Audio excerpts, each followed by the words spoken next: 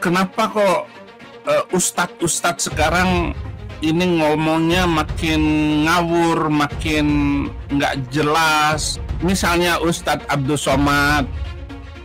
Lah kalau kita ikuti ayat Al-Quran, ya hancur dunia ini, hancur Indonesia. Karena Al-Quran boleh membunuh manusia lain karena beda agama. Kalau nggak mau disinggung, jangan nyinggung. Atau hapus dulu ayat-ayat Al-Quran yang menyinggung kekristenan, bahkan boleh membunuh kekristenan. Sesungguhnya orang-orang kafir, yaitu ahli kitab Yahudi dan Kristen, di neraka jahanam selama-lamanya. Mereka adalah seburuk-buruknya makhluk. Hapus dulu ayat ini, baru melarang saya untuk menyinggung Islam. Tolong katakan kepada guru atau kiai Anda, kalau membunuh orang itu termasuk jihad dan akan masuk surga, agar Anda lebih dulu masuk surga dan Anda akan mendapatkan para bidadari surga. Coba dia berani melakukan itu atau tidak? Kesibukan para lelaki yang masuk surga di surga adalah memecah perawan istri-istrinya. Perawan terus. Mereka menyatakan bahwasanya kesibukan penduduk surga itu memecahkan keperawanan para bidadari. Ternyata ini kesibukan mereka. Bagaimana mereka tidak sibuk? Sementara bidadari yang Allah siapkan bagi mereka sangat luar biasa, indah, cantik dan moleknya. Salah satu nikmat yang ada dalam surga adalah pesta seks. Minta maaf, karena inilah yang kita tahan-tahan di dunia. Islam itu mengalami kemunduran karena setiap hari orang hanya diajarkan untuk pesta seks setiap hari. Surga itu tempatnya pesta seks. Untuk melakukan aksi bunuh diri itu sampai sekarang masih banyak yang rebutan untuk daftar. Jadi bagi masyarakat nggak usah heran. Yang diniatkan itu untuk melakukan aksi jihad. Ketika melakukan aksi jihad ini pahalanya besar sekali.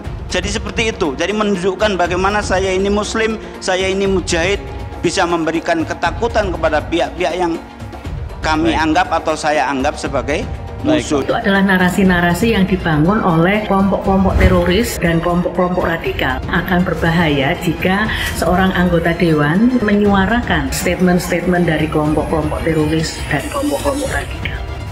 Saya sangat prihatin, sedih, kecewa terkait dengan pernyataan sahabat saya, Fadlizon, yang mengatakan Densus 88 hendaknya dibubarkan. Rakyat Indonesia ini, menurut saya, apalagi umat Islam, itu adalah masyarakat yang sangat moderat. Kita tidak mendengar ada bom bunuh diri, tidak ada terorisme, tidak ada apa-apa. Dengan tuduhan-tuduhan yang menurut saya akhirnya membuat umat Islam di seluruh dunia merasa resah ketika itu. Siapa yang menjadi sasarannya itu? 100% itu beragama Islam, ya. Dan ini menurut saya sesuatu yang sangat menggelisahkan. Jadi menurut saya ini sangat membahayakan. Ada stereotyping kepada orang yang kemudian nanti pakai jilbab atau pakai apa, pakai cadar. Indonesia ini tidak punya bakat gitu ya, jadi teroris ya. Jadi saya ingin mengatakan begini, terorisme sudahlah, jangan diperpanjang. Kami yang pernah menjadi teroris dan pernah menjadi bagian kelompok mereka, itu orang yang mau jadi bom bunuh diri itu antri, Pak. Bahkan mereka kocok sendiri siapa yang mau jadi istisyhadiyah. Mereka nggak katakan itu bunuh diri, mereka mengatakan ini adalah istisyhadiyah atau istismata. Pada dasarnya itu juga diakibatkan oleh kelemahan daripada umat Islam itu sendiri. Bahkan kemarin saya diundang oleh Polda Maluku Utara, itu ada 2 anggota Polwan itu terpapar juga dan dia siap menjadi bom bunuh diri. Bribda Nesin dan Bribda Rini. Kenapa terorisme tidak bisa dihentikan? Karena orang masih membaca dan memakai kitab itu, kitab suci yang membolehkan membunuh semua manusia yang tidak beragama Islam. Orang Hindu bikin patung, ada setannya kata Abdul Somad. Somad bahkan tidak mau minta maaf karena penjelasan dia tidak bertentangan dengan agama yang dianutnya selama ini. Makanya orang-orang yang menistakan agama dari mayoritas itu nggak kena. Saya jamin itu. Tangkap dan adili Abdul Somad. Viralkan video ini. Kalau Tuhan berkenan, Somad pasti ditangkap. Meneriakan satu suara, tangkap Ustadz Abdul Somad. Justru orang Islam sendiri kelihatannya mulai muak dengan Ustadz Abdul Somad ini, demo mereka minta supaya Ustadz Abdul Somad ditangkap. Terhadap informasi-informasi yang beredar bahwa telah terjadi pencabutan laporan, saya nyatakan itu semua hoax alias palsu. Surat itu bukan dari klien kami yang buat, melainkan ditulis oleh tangan-tangan orang yang tidak bertanggung jawab yang diduga keras dilakukan oleh oknum-oknum tertentu untuk membatalkan pelaporan dan pencabutan laporan.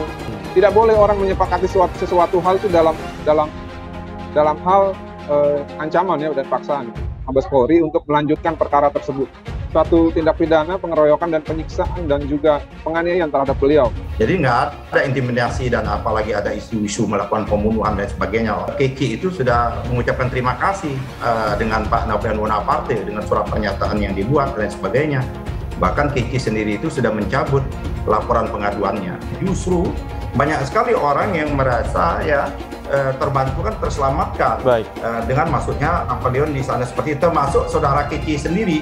Pak Napoleon Bonaparte itu belum terpidana karena dia masih melakukan upaya hukum, melakukan kasasi. Mintaan maaf dari yang bersangkutan. Minta maaf. Ya ini perlu didalami lagi, mungkin situasi psikis yang bersangkutan mungkin saja bisa terjadi seperti itu. Saya meminta untuk Kapolri memecat Napoleon Bonaparte secara tidak terhormat karena apa yang beliau lakukan tidak berperi kemanusiaan dan melecehkan institusi kepolisian. Tangkap dan adili Ustadz Abdul Somad. Saya ingin menyampaikan kepada pihak kepolisian segera tangkap ini provokator. Karena ini merusak kebinekaan di Indonesia. Merusak toleransi yang ada selama ini di Indonesia. Kalau Abdul Somad tidak ditangkap, ini adalah biang keladi. Biang keladi dari keributan antar umat beragama. Al-Quran boleh membunuh orang Yahudi, orang Kristen, dan non-Islam. Ayat-ayat tentang boleh membunuh dan boleh menghina orang lain beda agama itu ditutup. Ini strategi pemerintah China agar orang-orang Uighur tidak menjadi teroris. Kenapa Al-Quran diturunkan di Mekah? Ya karena di situ tempat maksiat. Selama ini yang kita lihat teroris kan yang bercadar, ya kan, ingat gak yang bom yang di Surabaya pakai cadar? Ternyata di dalam cadarnya, di dalam bajunya itu ada bom. Ya kita takut lah. Inilah nih ya, apa sih cara berpikir para PKI radikal bercelana cungkring berjidat hitam ya. Kebalik gitu loh, aneh gitu loh. Kalau bagi teroris yang bunuh diri itu nggak akan ditemani bidadari, ya. Itu manusia-manusia bodoh. Jangan katakan bom bunuh diri. Ini banyak wartawan-wartawan yang tidak islami memakai istilah-istilah kafir tanpa dia sadari. Gerakan bunuh diri, padahal gerakan mati syahid. Zaman sahabat Nabi pakai pedang, zaman sekarang tak pakai pedang. Letupkan, ledakkan, mati syahid. Ada pun orang yang mengejek ini mati konyol. Orang mati syahid dia katakan mati konyol. Saya pernah ditanya, apa pendapat Pak Ustadz tentang ISIS? Bagus, saya bilang. Siapa yang tidak ikut kepada ISIS, kafir, halal darahnya. Tangkap Ustadz Abdul Somad sekarang juga. Bagaimana provokasi yang dilancarkan oleh Ustadz Abdul Somad amat sangat keterlaluan memecah belah bangsa ini. Saya juga memohon pada bapak-bapak polisi untuk tidak takut kepada tekanan dari manapun.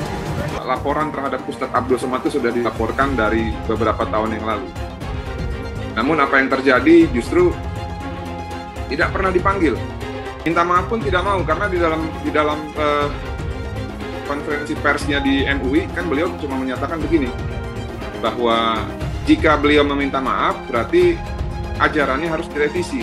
Ternyata Pak Somad boro-boro diproses, dipanggil saja tidak gitu loh. Makruh hukumnya menengok tiang listrik yang berbentuk salib karena dikhawatirkan hati goncang. Itulah yang ditempelkan salib di belakang ambulan. Kalau masjid kita punya ambulan, balik dari sini ambil pilok. Pilok itu lambang yang ada di ambulan. Ganti dengan bulan sabit. Siapa yang ikut-ikut tradisi suatu kaum, maka dia bagian dari kaum itu.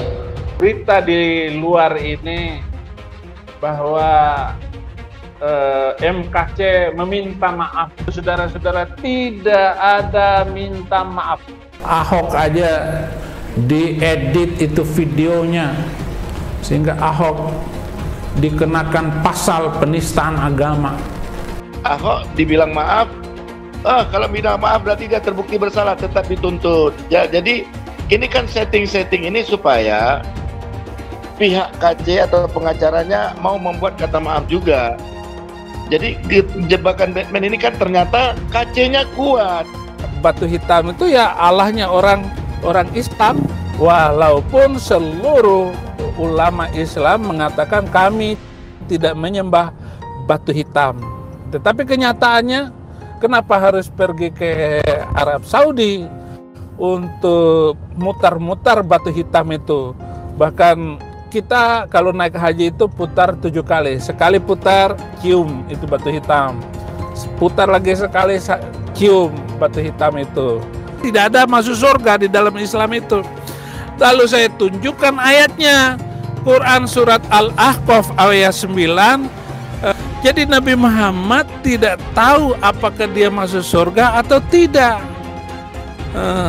Nah ini yang dimaksudkan oleh Muhammad KC, bahwa tidak ada keselamatan di dalam Islam. Benar itu ada di dalam Al-Quran kok. Ayatnya ada bahwa Nabi Muhammad ketika sholat didatangi oleh jin dan mengerumuni ketika dia lagi sholat. Ayatnya ada. Orang Islam aja yang nggak tahu ayatnya di mana. Terus ada lagi pertanyaan, apa maksudnya bahwa Muhammad masuk neraka? Jadi Muhammad itu masuk neraka? Jelas saja karena Al-Quran juga bilang begitu. Quran surat ke-19 ayat 71 dan 72. Dan Al-Quran itu boleh membunuh manusia lain karena beda agama. Saya tunjukkan ayatnya tadi. Surat ke Al-Baqarah ayat 191. 300 ayat di dalam kitab itu boleh menyelesaikan nyawa orang. Bela kitab sucinya, bela Tuhannya, ya kan? Kalau Tuhannya pun setan mungkin dibela juga, kan begitu? Tidak ada ayat Quran yang menerangkan Allah itu ada. Sekarang saya tanya, Allah ada nggak? Mana dalilnya? Quran nggak ada itu. Coba, kita baru tahu kan, baru dengar kan? Jangan lupa bahwa Bapak Napoleon Bonaparte ini adalah sudah divonis suap, dan suap itu juga diharamkan oleh agama. Tidak apa-apa mencuri, tidak apa-apa korupsi, tapi tidak menghina agama loh.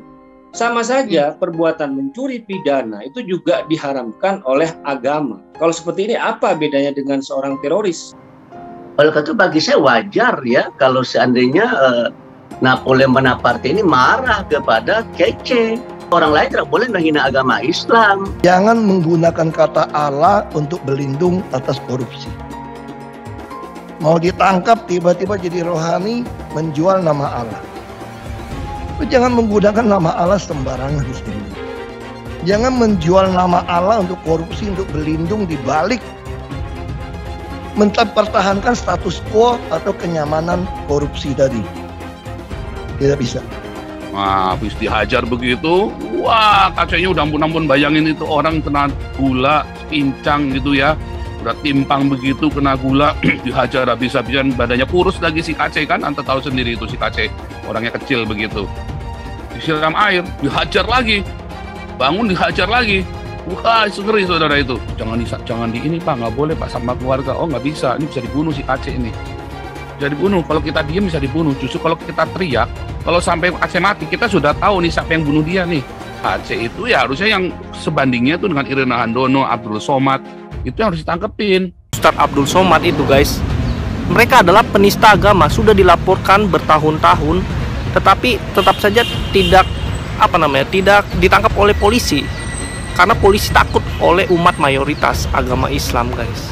Penistaan salib Ustadz Abdul Somad guys, dan sampai sekarang si UAS ini tidak ditangkap juga oleh polisi. Ya polisi tahulah sendiri, polisi mah aduh takutan kalau polisi Indonesia mah. Menyemburkan ujaran kebencian, menebarkan berita bohong, itu berlangsung berulang-ulang dan bertahun-tahun. Saya harus melakukan penegakan hukum yang tegas terhadap model seperti ini. Gak ada gigi mundur, maju terus. Kalimat-kalimat dari Ustadz Abdul Somad ini jelas adalah satu omongan yang layak disebut sebagai penistaan agama. Ustadz Abdul Somad, kalau mau diperkarain, perkarain! Kalau mau dilaporin, laporin! Kita ngomong begitu sah-sah saja, nggak ada salahnya. Allah yang bilang kok. Jadi apabila Abdul Somad yang menghina salibnya orang Kristen tidak mau meminta maaf karena dari isi ceramah kau itu menimbulkan keributan antar umat beragama. Memangnya kau pernah lihat itu jin disalib? Hah?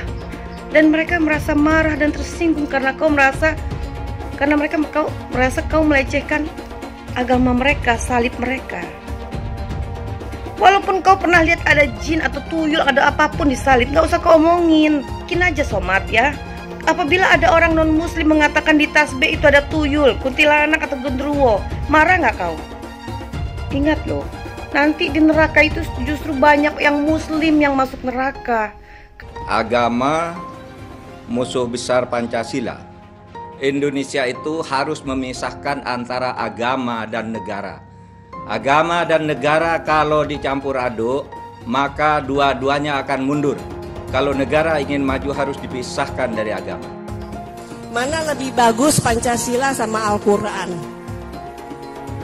Gitu kan? Sekarang saya mau tanya nih semua. Yang berjuang di abad 20 itu Nabi yang mulia Muhammad apa Insinyur Soekarno untuk kemerdekaan? Saya mau minta jawaban. Di abad 20 yang berjuang untuk kemerdekaan itu Nabi yang mulia Muhammad atau Insinyur Soekarno?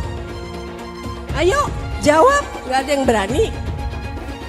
Bib, Ade, iki lagi rame Bib. Apaan? Ada yang ngomong katanya di dalam salib itu ada jin kafir, Bib. Apa benar di Al-Quran ada seperti itu? Tidak ada.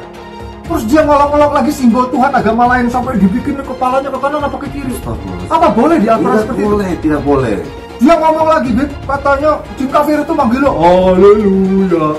Apa boleh di Al-Quran seperti itu, Bib? Tidak boleh, Allah tidak boleh. Terus kenapa dia masih bikin kayak gitu, Bib? Saya bukan mengatakan Bible Kristen fiksi. Bible Kristen itu palsu. Biar jenderal 100 bintang. Kalau kafir kau ke neraka. Tidak ada urusan. Kepenuhan Roh Kudus. Roh Kudus. Lapor lagi Roh Kudus. Lapor Yahya Waloni bilang Roh Kudus. Lapor. Dongeng tambah tahyul sama dengan omong kosong. Makanya di situ judulnya Matius, Markus, Lukas, Stefanus, Tetanus, Spiritus, Captikus. Pernah tak Ahok itu kerasukan setan? Tidak, dia tanya juga. Karena sesama setan dilarang saling menggoda. Setan. Karena di salib itu ada jin kafir. Haleluya. Kepalanya ke kiri apa ke kanan?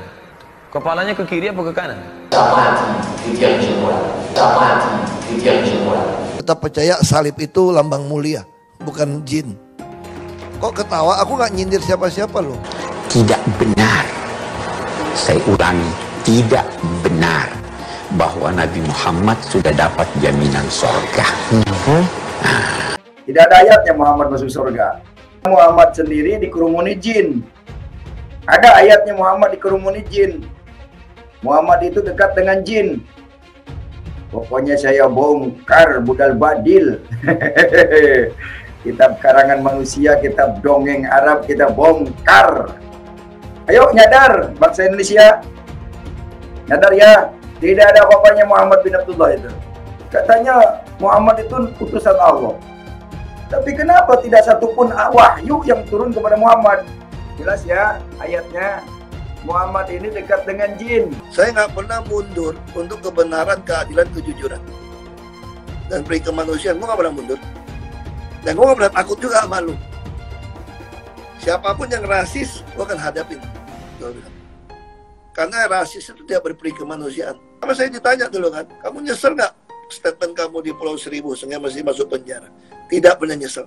Karena saya mengatakan kebenaran. Hai teman-teman, saya mau memperlihatkan transaksi saya hari ini lakukan trading. Ini bukti transaksi saya untung $4.500 US, itu sekitar 68 juta rupiah. Kalau saya bisa, kalian juga bisa guys. Oke, itu yang mau saya tunjukkan. Like video ini sekarang juga dan gunakan link di kolom deskripsi, maka kalian berhak dapat bonus kalian. Promo ini ada masa waktunya, jadi jangan ketinggalan. Bukan cuma itu saja, transaksi tidak dikenakan fee, baik itu investasi saham, trading forex, komoditas, bitcoin, dan lainnya. Kalian bisa melakukan transaksi berapa kali pun atau unlimited trading. Dan tidak ada fee sama sekali. Jika transaksi di tempat lain sudah berapa fee-nya. Setelah menonton video ini, ayo mendaftar sekuritas hari ini, gratis dan tidak ada minimal deposit. Pastikan kalian menggunakan link di kolom deskripsi untuk mendapatkan welcome bonus. Bukan cuma itu, kalian akan dapat kelas trading online gratis senilai 3 juta rupiah atau $200 jika kalian deposit di bulan ini. Selamat menonton guys, enjoy! Hai semua, dengan saya Jonas Leong. Terima kasih banyak buat kalian, penonton setia yang selalu menonton di channel ini. Saya secara personal sangat menghargai waktu kalian. Dan saya sudah menganggap kalian sebagai family karena kalian selalu support di channel ini. Bagi kalian yang selalu menuliskan opini kalian di kolom komen, saya baca komen kalian satu persatu. Saya baca komen kalian untuk mengetahui opini kalian, tanggapan kalian, dan masukan kalian sangat berguna untuk video selanjutnya. Terima kasih banyak buat kalian yang selalu menekan tombol like di awal video. Video seperti ini membutuhkan waktu dan juga research. Dan ini semua gratis untuk kalian. Jadi pastikan kalian menekan tombol like-nya supaya saya mengetahui kalian menyukai konten yang saya bagikan. Kenapa kok ustadz sekarang ini ngomongnya makin ngawur, makin nggak jelas, makin kadrun. Jadi ini terjadi kadrunisasi yang luar biasa loh. Ada hadis Nabi yang saya hafal dulu. Islam itu datang dengan aneh dan akan kembali dengan aneh. Karena Islam itu datang dengan keanehan, artinya orang nggak suka dengan Islam dan berakhir dengan ketidaksukaan terhadap agama itu. Pagi tobat, sore kumat. Mungkin sekarang inilah keanehan-keanehan itu, misalnya jidatnya mulai hitam, kemudian kakinya kapalan, pakai celana gantung, atau harus pelihara jenggot. Jenggot, ya kalau jenggotnya lebat sih nggak apa-apa. Ini jenggot 5 lembar. Jenggot 5 lembar dipelihara. Itu namanya jenggot Pancasila. Saya ingat hadis yang diucapkan beliau, dan itu terkenal sekali. Islam datang dengan keanehan dan akan musnah, akan hancur karena keanehan itu, dan beruntunglah orang yang aneh. Saya nggak mau jadi orang aneh walaupun saya untung. Misalnya Ustadz Abdul Somad mengharamkan ulang tahun, ternyata dia makan sendiri omongannya. Apa yang dia haramkan itu sekarang karena punya istri baru, ulang tahun, ya potong tumpeng. Selamat kafir, selamat ulang tahun, kami ucapkan. Selamat kafir, kami ucapkan. Dia menentang apa yang telah diucapkannya. Dia melanggar sendiri ucapannya sendiri. Apakah karena kebiasaan itu gitu? Saya juga nggak tahu ya. Ada ustadz macam begini. Nah, ustadz ini akan menghancurkan Islam. Yang merusak Islam itu ya orang Islam itu sendiri. Artinya banyak orang Islam akhirnya masuk Kristen. Bahkan saya masuk penjara hanya sekedar saya mengkristenkan banyak orang katanya. Kok masuk penjara gara-gara masuk Kristen? Apa salah saya? Indonesia bebas beragama kok. Saya dituduh penista agama. Menistakan agama siapa? Berarti saya sudah berhasil menistakan agama dong. Agama apa yang saya nistakan? Justru ada agama yang menistakan agama lain. Lah kalau kita ikuti ayat Al-Quran, ya hancur dunia ini, hancur Indonesia. Karena Al-Quran boleh membunuh manusia lain karena beda agama. Hafal semua saya ayat-ayat itu. Mengatakan ulang tahun haram, itu kebegoan murni dari seorang ustadz. Masa begitu saja nggak boleh, sementara banyak orang Islam yang merayakan ulang tahun, tetapi diharamkan oleh Ustadz Abdul Tomat. Pagi tobat, sore kumat. Karena dengan komentar-komentar kayak begitu, itu akan membuat agama itu akan sampai kepada titik paling rendah di Indonesia ini. Pendeta Saifuddin Ibrahim itu jangan nyinggung-nyinggung Islam lagi gitu. Kalau sudah masuk Kristen, ya jangan nyinggung Islam lagi. Saudara, Al-Quran itu yang menghina kekristenan. Al-Quran yang menghina Yahudi, yang menyinggung-nyinggung Kristen. Kalau nggak mau disinggung, jangan nyinggung. Atau hapus dulu ayat-ayat Al-Quran yang menyinggung kekristenan. Bahkan boleh membunuh kekristenan. Sesungguhnya orang-orang kafir, yaitu ahli kitab Yahudi dan Kristen, di neraka jahanam selama-lamanya. Mereka adalah seburuk-buruknya makhluk. Hapus dulu ayat ini, baru melarang saya untuk menyinggung Islam. Oke? Atau jangan ada ustadz yang nyinggung-nyinggung Kristen lagi. Apalagi khutbah Jumat. Kalau nggak nyinggung Kristen itu semua ustadz itu nggak sah khutbahnya sepertinya. Dolin, sesat, dalam kurung Kristen. Itu di surat pertama dalam Al-Quran itu tafsirnya semua begitu. Hapus dulu dong. Hanya orang Islam kan nggak tahu. Hafal doang tapi nggak ngerti maksud. Bahkan tafsirnya nggak tahu. Asal ngomong aja. Tapi itu menghina, penghinaan. Pelajaran agama, pelajaran doang.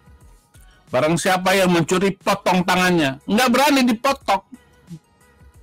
Karena itu undang-undang abad ke-7. Nggak bisa diberlakukan di Indonesia ini, potong tangannya. Sadis.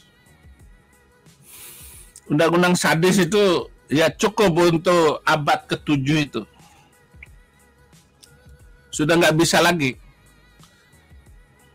Yang berzina, rajam. 100 kali rajaman. Pencuri laki dan pencuri perempuan, potong kedua tangannya. Wah, itu kalau diberlakukan di Indonesia, Aceh saja nggak bisa memberlakukan hukum potong tangan. Udah jelas itu. Ini negara Serabi Mekah. Nggak bisa, saudara-saudara. Kita harus menjadi pelaku firman. Apa pelaku firman?